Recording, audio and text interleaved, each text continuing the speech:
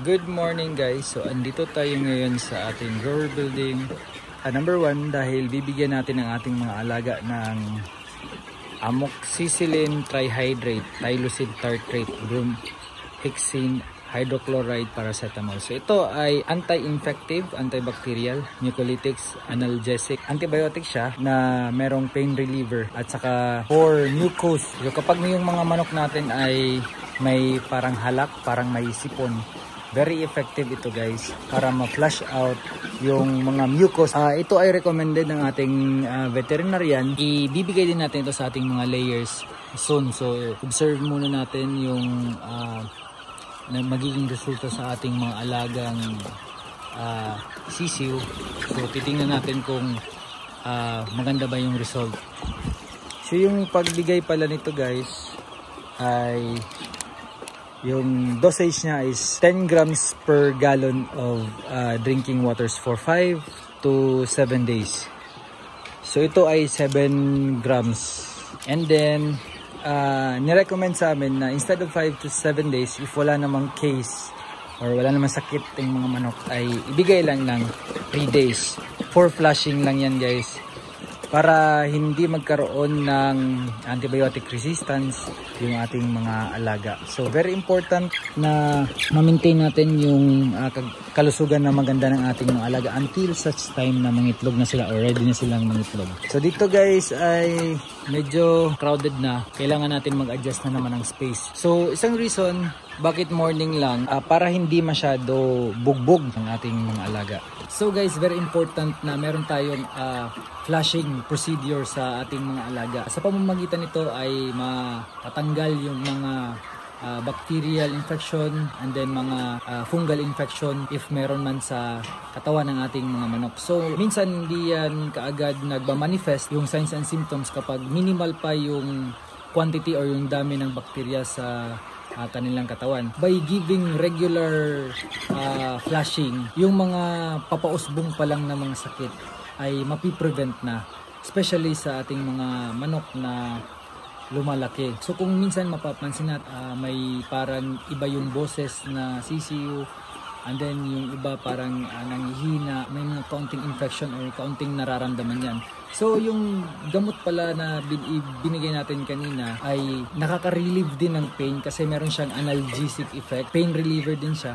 So if ever may mga discomfort yung ating mga manok ay matatanggal. Yung mahirap kasi guys sa mga manok ay hindi sila makapagsabi kung ano yung mga nararamdaman nilang mga discomfort, mga sakit. So kailangan mo na lang na pagmasdan o i-assess yung physical appearance nila. So sa pamamagitan na pagbigay natin ng gamot kanina ay matatanggal to lahat. Kapag comfortable na sila ay mas maluwag na yung paggalaw nila, pagkain nila, and then pag inom nila ng tubig, mas ganado sila. May malaking chance na ma-meet nila yung desired or required na body weight nila. So the reason why bakit natin kailangan na minimal lang yung pagbigay ng mga gamot, especially ng antibiotics, ay unang-una para hindi maka-create ng resistance. So nag-advise sa amin yung aming veterinarian na dapat yung treatment procedure, especially sa antibiotics, ay mag-start muna tayo ng mababa or hindi masyadong strong na type of antibiotics. And then very specific dapat yung gamitin nating antibiotics. Kasi meron ding iba-ibang klase ng antibiotics to treat a certain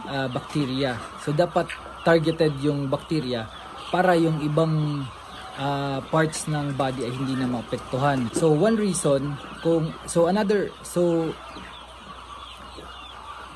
so yun, dapat hindi mo na strong na antibiotics para hindi masanay yung katawan ng mga manok o yung mga bacteria na dumadapo sa mga manok na mag-fight sa strong na antibiotics. Kasi kapag yung malalakas na antibiotics yung gamitin natin, may tendency na next time ay mas stronger din yung bacteria na makakadapo sa ating mga manok. So wala na tayong panlaban.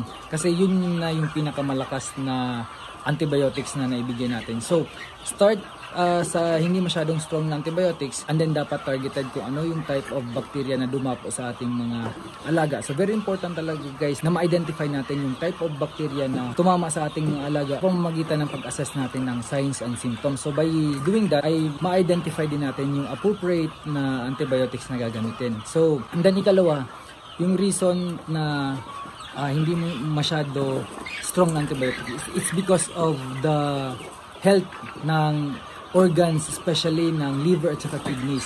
So kapag masyado malakas yung binibigay nating antibiotics, ay posibleng maapektuhan yung liver nila at yung kidneys. Kasi yan yung mga major organs na nagpa-process ng mga antibiotics para ma-distribute sa parts ng katawan ng ating mga alaga, especially doon sa part na may mga madami yung quantity ng bacteria. Kapag masyado strong yung antibiotics na binibigay natin, ay mas labor intensive din sa mga organs ng mga manok, especially nga sa kidneys and liver. And then another reason kung bakit nag-flushing tayo, it's because of lesser yung antibiotics, and then dapat ay lesser number of days. So instead na 5 to 7 days, which is the treatment days ng usually ng antibiotics, ay pwede nating bigyan ng 3 days na antibiotics pero sa morning lang. So by doing this ay hindi masyado hassle sa organs, especially nga sa kidneys and liver. And then, mapaplush out pa natin yung mga bacterial infections na hindi natin namamalayan. Very important yun guys kapag nag-aalaga tayo ng mga manok. So yung indications ng binigay natin kaninang medication ay treatment of CRD, yung chronic respiratory diseases, colibacillosis, coryza, salmonellosis, fowl cholera, bumblefoot, and swollen head. So yung mga manok natin na may mga discharges, yung may mga sipon, nakikita natin na medyo marumi yung mga tuka dahil yan sa yung mga feeds na kinakain nila. Kapag may mga discharges na galing sa ilong or galing sa bibig ay dumidikit. Meron ding mga tendency no, na namamaga yung mga ulo dahil sa swollen head syndromes. So itong ibibigay natin or binigay natin na gamot ay pwede yun ma-prevent. So makikita mo guys kapag ang mga alaga natin ay walang problema, sobrang liksi nila, naglalaro, nag-aaway, naghahabulan, yan yung mga indications na maganda yung kanilang pakiramdam. Tsaka malinis sila kasi nga sabi ko, very important din sa mga hayop yung hygiene. So kapag maganda yung pakiramdam nila ay naglilinis din sila, nag-groom din sila. Yan ang pula na ng mga mukha at saka ng tapay, medyo visible na yung tapay. Konting panahon na lang, magiging RTLs na to silang lahat. So guys, very important talaga na meron kayong proper guidance sa pag-aalaga ng mga sisiw.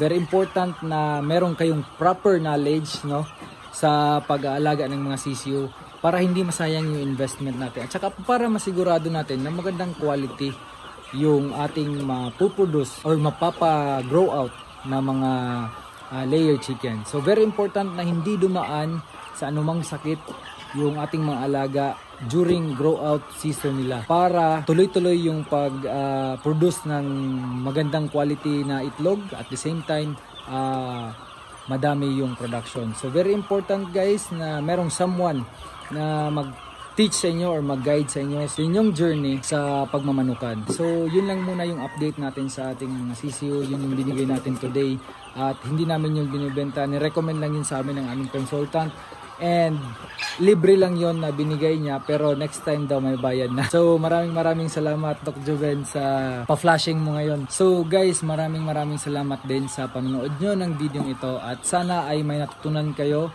At meron pa pala kaming available na RTLs. Kung gusto nyo mag-avail ng RTLs ay pwede kayong mag-comment sa comment section down below, o pwede nyo kaming i-message sa aming Facebook page, Dwight Tamayo. Pag-usapan natin kung paano i-set up yung inyong dream business o yung inyong dream poultry business. So guys, maraming salamat and happy poultry farming.